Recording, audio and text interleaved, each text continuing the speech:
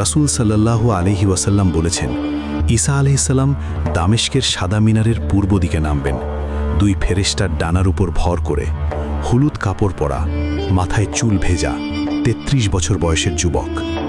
ফজরের নামাজের সময় ইমাম মাহদী তাকে দেখে বলবেন, আপনি ইমামতি করুন, কিন্তু ঈসা আলাইহিসসালাম বলবেন, না, আপনিই করুন, এটাই উম্মতের সম্মান। প্রথম কাজ, দাজ্জাল হত্যা। নামাজের পর দাজ্জালকে খুঁজতে বের হবেন। দাজ্জাল তাকে দেখলেই গলে যেতে শুরু করবে, কিন্তু ঈসা আলাইহিসসালাম বর্ষা দিয়ে হত্যা করবেন। দ্বিতীয়, ইয়াজুজ মাজুজ।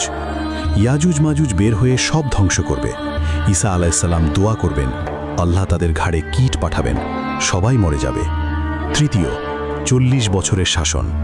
হাদিসে এসেছে ঈসা আলাইহিসসালাম 40 বছর পৃথিবীতে থাকবেন, ইসলামী শারিয়া অনুযায়ী শাসন করবেন, শান্তির যুগ। চতুর্থ, ক্রস ভাঙবেন। ক্রস